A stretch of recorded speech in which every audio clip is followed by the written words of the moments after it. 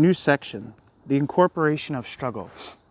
The concepts given in the preceding section were those denoting the relations of representative capitalist politics. The ones listed in this section relate to the dynamics of class struggle. Proletarian autonomy has been described as something separate from and antagonistic to the logic of capital.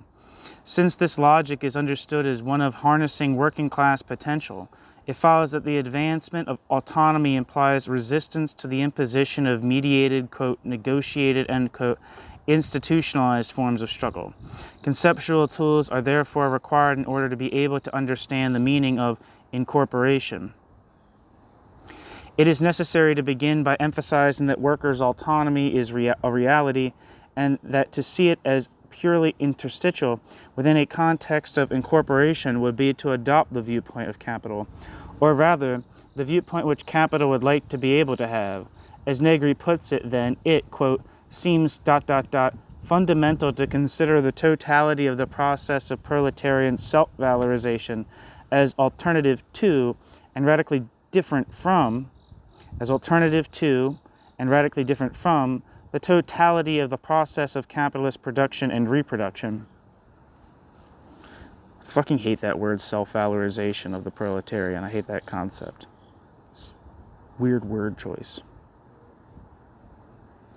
I realize that I am exaggerating the position and oversimplifying the position's complexity, but I also know that this, quote, intensive road, end quote, this radical break with the totality of capitalist development is a fundamental experience of the movement as it stands today. Today, the process of constituting class independence is first and foremost a process of separation, ... Today, the process of constituting class independence is first and foremost a process of separation, ... Working class self-valorization is first and foremost destructuration of the enemy totality, taken to a point of exclusivity in the self-recognition of the class's collective independence, end quote. Negri, 1978. Incorporation must thus be seen as part of the enemy totality. This can be clarified with reference to the contribution of the Council Communists. Thus, Pannekoek, in a major controversy with Kautsky in 1912, gave his view that, quote, the proletariat's organization, its most important source of strength, must not be confused with the present-day form of its organizations and associations, where it is shaped by conditions within the framework of the still vigorous bourgeois order. The nature of this organization is something spiritual. The nature of this organization is something spiritual, no less than the whole transformation of the proletarian mentality. It may well be that the ruling class ... succeeds in destroying the workers' organizations, but for all that, the workers will remain as the workers were ... The same spirit, compounded of discipline, cooperation, solidarity, the habit of organized action, will live in them more vividly than ever, and will create new forms of intervention, end quote. Anton Pannekoek, 1911-1912. What Pannekoek was theorizing, to put it in modern language, was the relation between the power of the autonomous working class and the type of organization which the working class invests the working class's hopes. Pannekoek's view that if struggle intensified, workers would intervene in new ways, independently of both Parliament and the trade unions. The whole process, Pannekoek's view is that if struggle intensified, workers would intervene in new ways, independently of both Parliament and the trade unions. The whole process would be a development of their autonomy, their collective, quote, self-activity, end quote. In Germany in 1918, new forms of organization indeed appeared: action committees, factory organizations, and workers' and soldiers' councils. Workers' and soldiers' councils, or in German, Raten, A-R-A-T-E-N. It was a forceful revolutionary movement opposed to both social democracy and trade unionism. The fast-forming, quote, council communist, end quote, tendency, however, did not simply adopt Pannekoek's earlier insights. The council communist tendency nuanced the council communist tendency's position in the light of experience. Thus, Otto Ruhle and Otto Ruhle's comrades denounced the official workers' councils after a week, identifying the official workers' councils as a brake on the movement, whilst continuing to advocate the council form. Otto Ruhle and his comrades launched a struggle to create new councils that fought directly for the dictatorship of the proletariat. See Altier and Barreau, which is Gilles Devey, 1976. I think it's Francois Martin and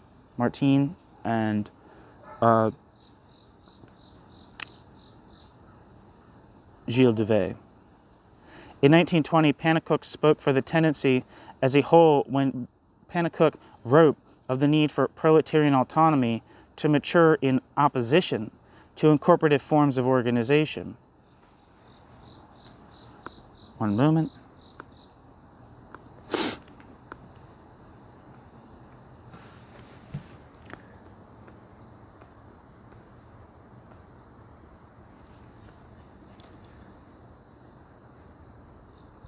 Where am I? Footnote.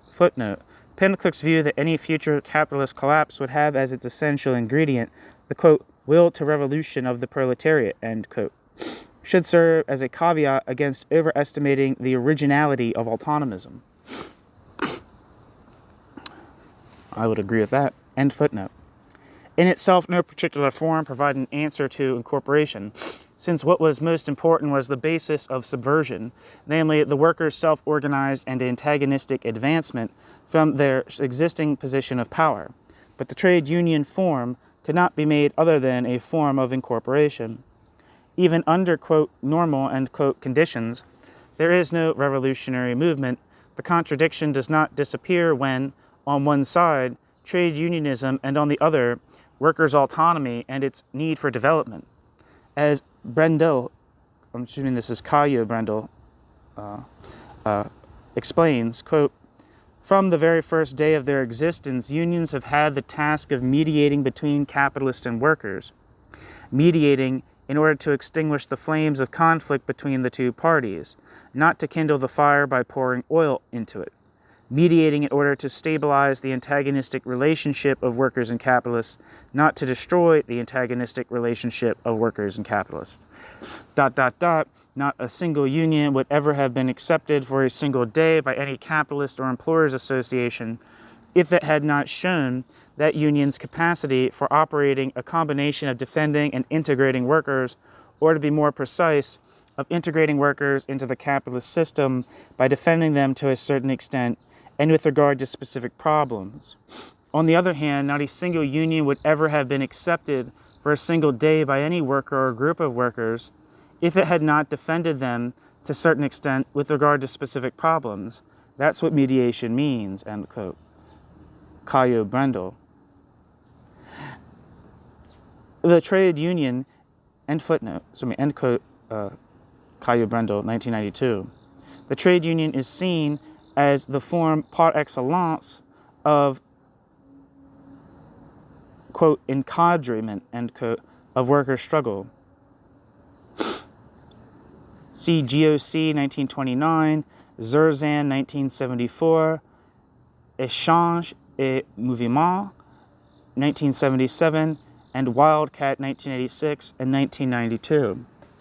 More concretely, it is defined as a large permanent organization of workers in a specific branch or sector, disposing of a permanent apparatus and functioning both to, quote, represent, end quote, workers' interest in negotiations, with the aim of maintaining a firm and fast modus vivendi between workers and management, and to regulate strike action, and prevent it from becoming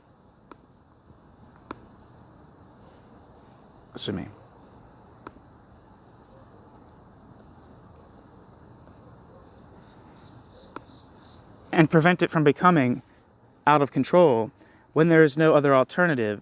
In practice, this means opposing the dynamic whereby workers reject the whole project of a modus vivendi. I gotta look that up. I don't remember what a modus vivendi means. I was gonna try to slide over it, but I couldn't. Modus vivendi is a Latin phrase that means mode of living or way of life. In international relations, modus vivendi is often used to mean an arrangement or agreement that allows conflicting parties to coexist in peace. In science, it is used to describe lifestyles. Modus means mode, way, method, or manner. Vivendi means, quote, of living, end quote. The phrase is often used to describe informal and temporary arrangements in political affairs. For example, if two sides reach a modus vivendi regarding disputed territories, despite political, historical, or cultural incompatibilities, an accommodation of their respective differences is established for the sake of contingency. In diplomacy, a modus vivendi is an instrument for establishing an international accord of a temporary or provisional nature, intended to be replaced by a more substantial and thorough agreement, such as a treaty. Armistices and instruments of surrender are intended to achieve a modus vivendi.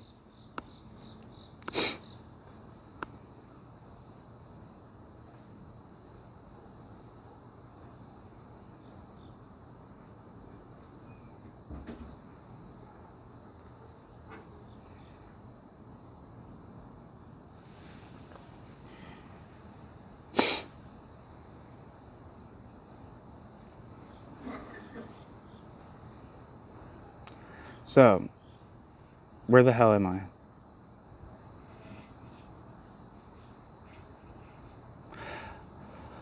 So now that we know that a modus vivendi means mode of life or way of life, we can reread that sentence that the modus vivendi was in. More concretely, the trade union is defined as a large permanent organization of workers in a specific branch or sector, disposing of a permanent apparatus and functioning both to, quote, represent workers' interests in negotiations with the aim of maintaining a firm and fast modus vivendi, way of life, between workers and management, and to regulate strike action and to prevent strike action from becoming out of control when there is no other alternative. In practice, this means opposing the dynamic whereby workers reject the whole project of a modus vivendi, way of life, and fight for the workers' own class interests without regard to what is viable from the point of view of the economy. But regardless of what views the workers may hold, reject this project is precisely what their struggle must do, tendentially in extreme fashion, always in some fashion and to some extent. Another way of looking at trade unions involves recognizing that trade unions seek to monopolize through representation not only the apparent enforcement of workers' interests within a specific part of the capitalist economy, but also on the basis, the communication with workers elsewhere. In practice, this means defending the structure and logic of the economy, which workers' power necessarily tends to disrupt and undermine, based on and reinforcing both the divisions within the working class and its, quote, integration, end quote, within the economy. The trade union form is understood to be obligatorily defensive of a society founded on wage labor and hostile to the advancement of working class subjectivity. Two further concepts have been found to be particularly useful in the communist consideration of the barriers to the development of autonomous struggle. The first is that of workers' democracy. That this is understood both as an ideology concerning the advancement of struggle and as a form of organization. Workers' democracy is defined in terms of three characteristics. First, there's the application of the principle according to which, wherever possible, decision must follow discussion and precede action. Second, the minority must always submit to the decision of the majority. Third, each worker involved in a struggle must have an equal say, regardless of level of interest, involvement, or commitment. Workers' democracy has been described as, quote, the application of democratic parliamentarian rules at the heart of the proletarian, quote, mass, end quote, organs, assemblies, unions, councils, ... end quote. Although rarely seen in its purest form, where strikers, for example, would respect the workers', quote, right, end quote, to strike break, even in other forms it restrains the advancing dynamic by tending to dissolve the offensive community of struggle to an institutionalized collection of atomized individuals tied together by means of, quote, rights, end quote. The second concept is that of self-management, understood as a system wherein as many economic decisions as possible are taken at enterprise level. Behind the retention of the enterprise form, there lies all that it entails: private appropriation, exchange, and if we ignore, quote, mutualist, end quote, utopias of simple commodity production, capitalism. See Negation, 1974, and Sabatier, 1977. One type of self-management requires specific mention, namely workers' management, or the management of an enterprise by its workers. This is to be differentiated from workers' control, or the rights of workers to inspect the books and be consulted on matters of policy. See Brinton, 1970, sections 1 to 15. Workers' management is seen as a debureaucratized form of capitalist economy, a sort of fantastic, quote, reconciliation, end quote, of workers' interests with those of enterprise capital. New section. Marx, end quote, Marxism, end quote. It is readily apparent that the overall theoretical orientation outlined above has been greatly conditioned by a sympathetic reading of Marx. We certainly consider it to be in close accordance with Marx's basic attitude towards the role of the class struggle in history, the self-assertion of the proletarian class in particular, and the tendency towards communism. As is made clear in the first part of Chapter 3 below, it also relies heavily upon Marx's historical and materialist critique of capitalist political economy. In these terms, it is evidently Marxist. At the same time, it cannot usefully be described as, quote, orthodox Marxist, end quote, since it neither relies upon nor follows on from the political and theoretical positions developed within the various traditions associated with the Second and Third Internationals.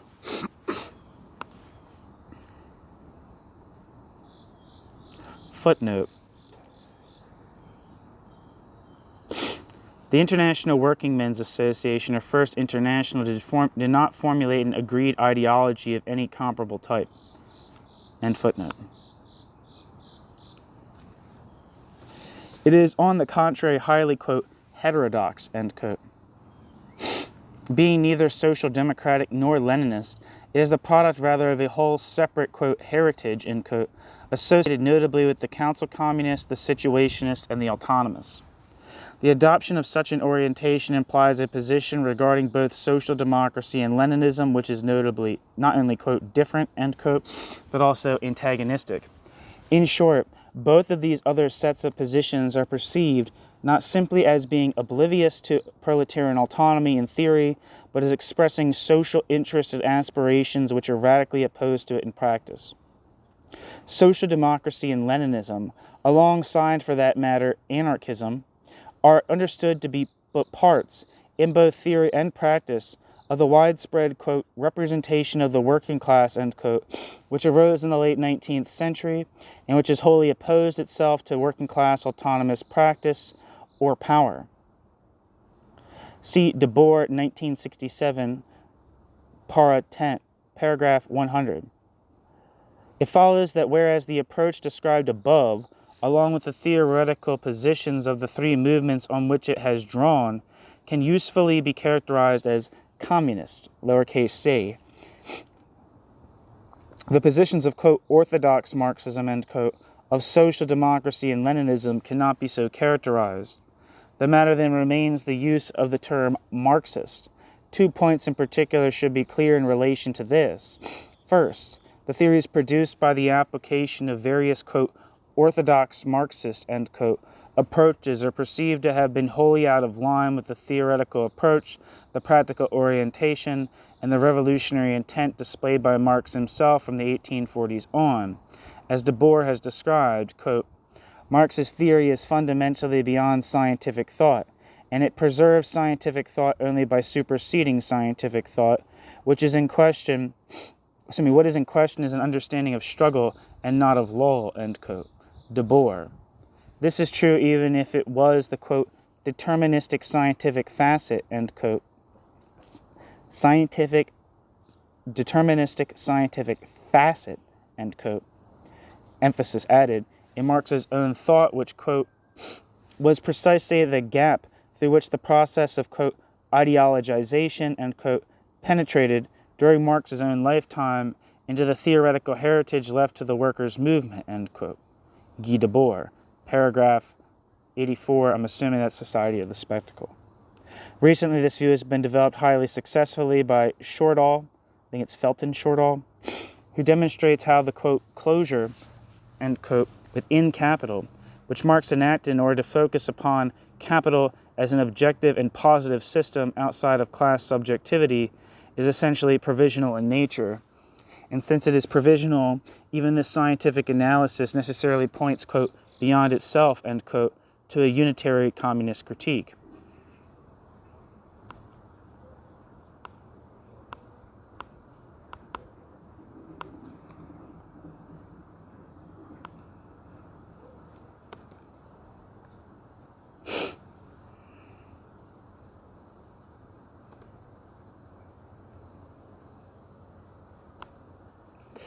Second, the communist insistence on proletarian autonomy and subjectivity on the power disposed of by the working class, while describable as Marxist, cannot be reconciled with any sort of epistemology which argues the, quote, correctness, end quote, of a position with reference mainly or solely to an exegesis of the works of Marx. We have no intention here of arguing in depth that any position is, quote, true, end quote, to Marx, with all its rivals being, quote, false, end quote. To argue thus would imply not only making a full-scale analysis, in the light of various historical developments, of many of the numerous interpretations of Marx's position, and crucially their material roots, see Goldner 1991, but also making a detailed critique of certain of Marx's positions themselves. These are not among the aims of the present work. As a consequence, we have found it possible, and indeed useful, to have more leeway with the term Marxist than with the term communist. When used in very inverted commas, see Chapter 5, the term Marxist thus denotes the various positions which are straightforwardly social democratic or Leninist. When used without them, it denotes those positions which might not necessarily be communist. These are considered in the first section of Chapter 6, but which have been developed outside the mainstream of, quote, orthodox Marxism, end quote, in such a way as to underline, however weakly or strongly, and with whatever reservations, the autonomous power of the workers as a category independent of representation. These we consider in the second part of that chapter.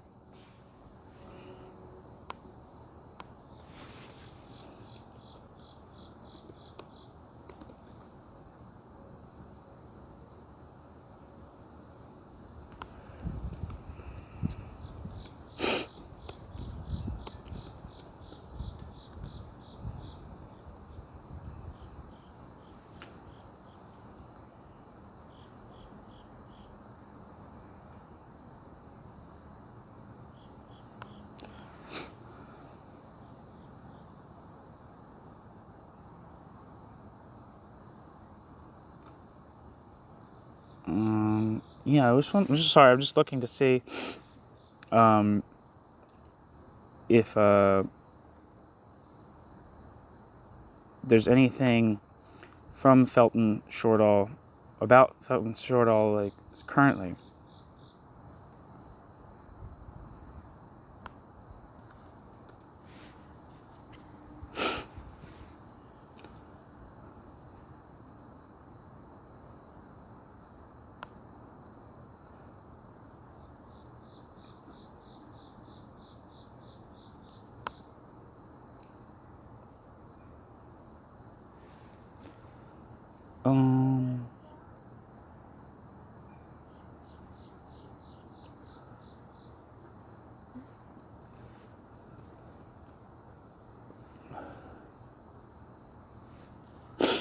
It looks like he's involved with something called CASE,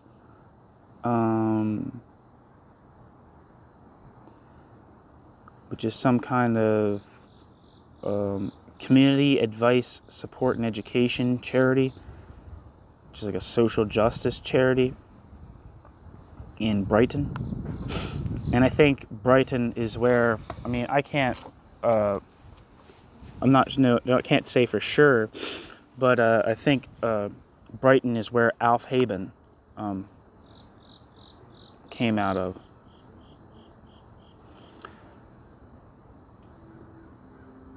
One second as well. I mean, I don't know where Neil C. Fernandez is these days either. I mean, when you look him up, it's Libcom comes up, of course, but I don't know what they're doing now.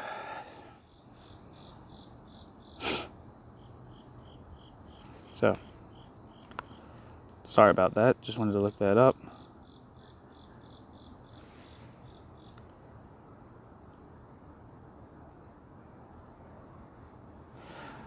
Back to the text.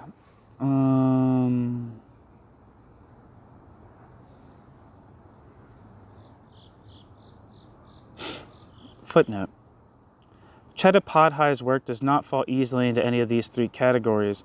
Adopting a viewpoint which is neither social democrat nor Leninist, he undoubtedly understands the need for working class self-liberation.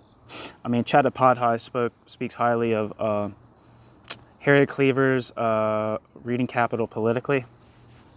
So I think he's definitely in the, I would say, council communist tradition, if anything. Very much anti-Leninist. Chattopadhyay undoubtedly understands the need for working class self-liberation.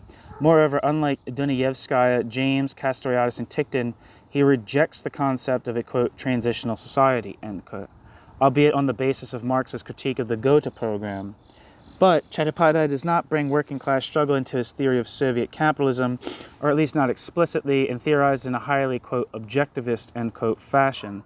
Most important in the present context, however, is the fact that his critique of Soviet capitalism's historical development raises questions which seem all but to cry out for a, quote, classist, end quote, resolution. This reason, I don't know what that means. For this reason, we have considered his work in the second section of Chapter 6. As with the example of autonomism, which stretches workers' autonomy but bears the weaknesses referred to in the notes above, and as indeed with the critique of the USSR advanced by Ticktin, which emphasizes workers' power without focusing explicitly on class antagonism, this will hopefully serve as a good illustration of the need to be wary of over-tidy, dogmatic classifications. End footnote. The term communist, meanwhile, without inverted commas, will be used to denote the principles outlined above and influenced by the three specific tendencies mentioned, which council communism, situationism, autonomism. Since all the theories and positions considered are assessed according to the same criteria, the a priori nature of this classification will not constitute a hindrance to the present. Since all the theories and positions considered are assessed according to the same criteria, the a priori nature of this classification will not constitute a hindrance to the precision of the critique. Indeed, providing as it does a reminder of the underlying theoretical and critical orientation we've described in this first chapter, it will, on the contrary, prove a clarificatory significance in the chapters to follow.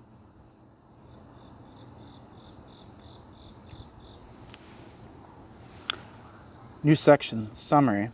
A theoretical approach has been defined in which the most important organizing ideas are as follows. First, in the words of the Communist Manifesto, the history of all existing societies is seen as a history of class struggle. Second, this struggle is understood not merely as an objective, quote, conflict of interest, end quote, but as an antagonism in the literal sense, that is, an irreducible contest between class subjects or subjectivities.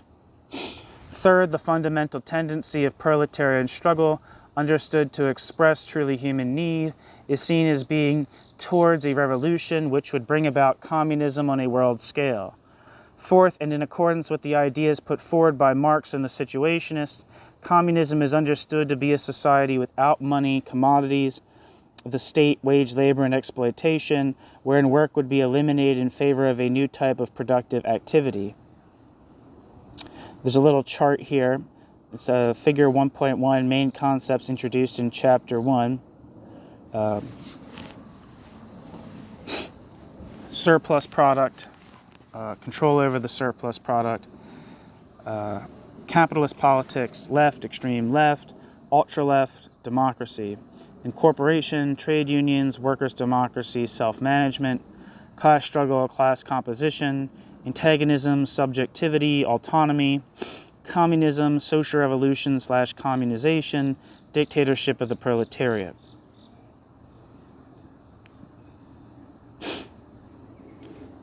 Back to the text.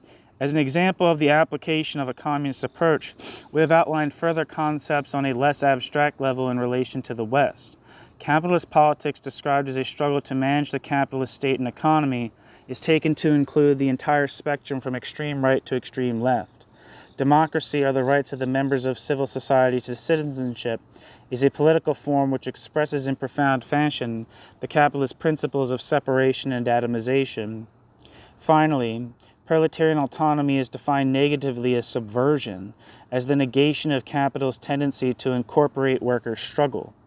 Concepts relevant to this incorporation include trade unionism, which expresses incorporation both into the national economy as a whole and into one of its sectors or branches or enterprises; workers' democracy, which consists of an adoption of bourgeois, quote, parliamentary, end quote, attitudes by workers in struggle; and self-management, which binds workers to the enterprise form and therefore to the market.